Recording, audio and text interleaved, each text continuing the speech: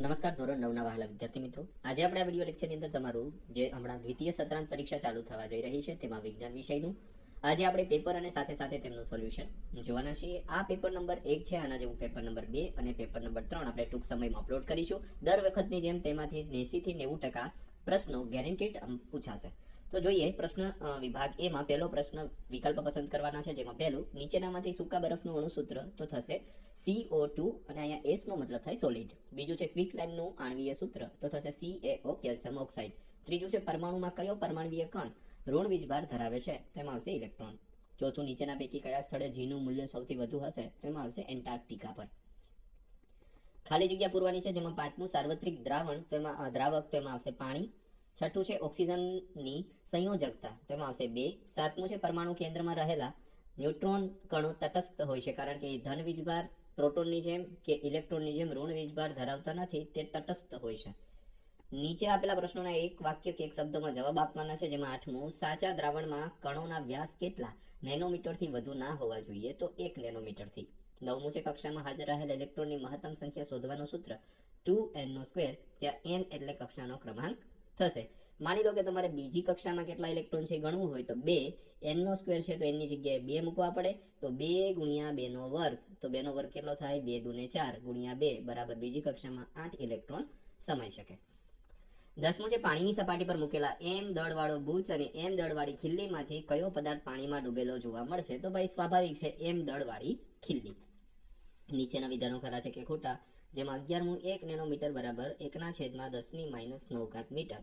તો મિત્રો આ ખોટું આવશે. ખાલી ને ખાલી 1 નેનોમીટર બરાબર 10⁻⁹ હોત ને તો આ સાચું આવે, પણ અહીંયા જુઓ 1/છ છે એટલે કે વ્યસ્ત થાય, તો ખોટું છે.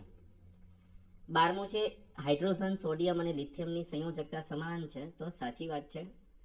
મુક્ત પતન કરતા પદાર્થનો પ્રવેગ તેના દળ પર આધાર રાખતો નથી, તો આ વાત સાચી છે. હવે વાત કરીએ જોડકાની, તો કોપરની અંદર આવશે, જો આ કોપર છે C વાળું, અને સલ્ફરની વાત કરીએ તો આ ડોક્ટર જેવી નિશાની છે, સલ્ફર છે. હવે વિભાગ ડી થી પેલા પ્રશ્ન પેપર જોઈ લો, નીચે તમને સોલ્યુશન આપેલું છે મિત્રો, જુઓ છે વિભાગ બી નું સોલ્યુશન જુઓ. એમાં 16મો દાખલો છે દ્રવ્યના કણોમાં કયા પ્રકારની લાક્ષણિકતાઓ હોય છે, તો દ્રવ્યના કણોમાં 3 પ્રકારની લાક્ષણિકતા હોય છે. દ્રવ્યના કણો વચ્ચે ખાલી જગ્યા હોય, દ્રવ્યના કણો સતત ગતિશીલ હોય અને દ્રવ્યના કણો એકબીજાને આકર્ષે છે. તફાવત આપવાનો છે બાષ્પીભવન અને ઉત્કલન. તો બાષ્પીભવન કોઈ પણ તાપમાને પ્રવાહીઓનું વાયુમાં રૂપાંતરિત થઈ શકે, જ્યારે ઉત્કલન બિંદુમાં એક ચોક્કસ તાપમાને પ્રવાહીનું વાયુમાં રૂપાંતરણ થઈ શકે. બાષ્પીભવન માટે ચોક્કસ ઉષ્માની જરૂર હોતી નથી, જ્યારે ઉત્કલન માટે ચોક્કસ ઉષ્માની જરૂર હોય છે. આ છે એ જથ્થાત્મક પ્રક્રિયા નથી, આ જથ્થાત્મક પ્રક્રિયા છે. 18મું છે લિફ્ટમાં બેઠેલી એક વ્યક્તિનો ગતિનો વેગ સમય વિરુદ્ધનો આલેખ નીચેની આકૃતિમાં દર્શાવ્યો છે. તેમના આધારે પહેલો પ્રશ્ન છે આલેખમાં દર્શાવેલ રેખા AB દ્વારા નિરૂપિત લિફ્ટની ગતિનો પ્રકાર, તો અચળ વેગી ગતિ છે. જુઓ વેગ વિરુદ્ધ સમયમાં AB જે દર્શાવેલો છે ભાગ, તો એમની અંદર આપણે શું કહી શકીએ, તો કે ભાઈ અચળ વેગી ગતિ દર્શાવે છે.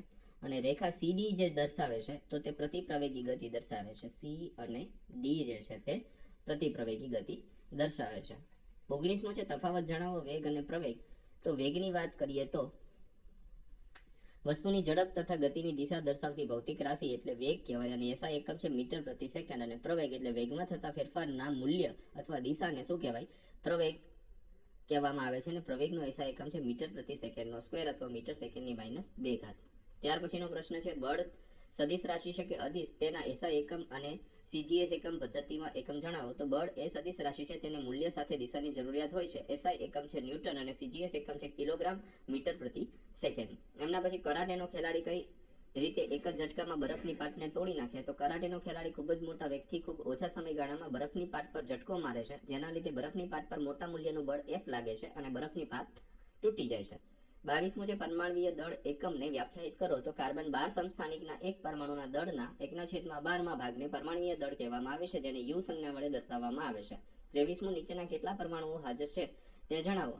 તો પાણીની અંદરની વાત કરીએ તો હાઇડ્રોજનના 2 અને ઓક્સિજનના 1 એમ કુલ 3, અને કાર્બોનેટની અંદર કાર્બનનો 1 અને ઓક્સિજનના 3 એમ કુલ કેટલા થશે 4. ત્યાર પછી છે કારણ આપો. સ્કૂલ બેગના પટ્ટા પહોળા રાખવામાં આવે છે. તો જ્યારે સ્કૂલ બેગને હાથ વડે અથવા તો ખભા વડે ઉચકવામાં આવે ત્યારે હાથ પર કે ખભા પર લાગતું બળ સ્કૂલ બેગના વજન જેટલું છે. બેગના પટ્ટા પહોળા રાખવાથી બેગનું સમગ્ર વજન વિદ્યાર્થીના હાથ પર ના અથવા તો ખભા પરના પહોળા પટ્ટા પર આવે છે. પરિણામે ક્ષેત્રફળ એ વધારે હોવાને લીધે દબાણ P બરાબર ધક્કાના છેદમાં ક્ષેત્રફળ જે છે એ પરથી વિદ્યાર્થીના હાથ પર કે ખભા પર ઓછું દબાણ પ્રવર્તે છે. ત્યાર પછી મિત્રો વિભાગ C છે. આ વિભાગ C થી હવે આપણે ધીમે ધીમે સ્ક્રોલ કરતા જઈએ છીએ, જે તમારે જોતું જવાનું છે. વિડીયો લેક્ચર ખૂબ અતિ મહત્વનો હોવાથી લાઈક કરી દેજો અને આપણી ચેનલને સબસ્ક્રાઇબ કરી દેજો.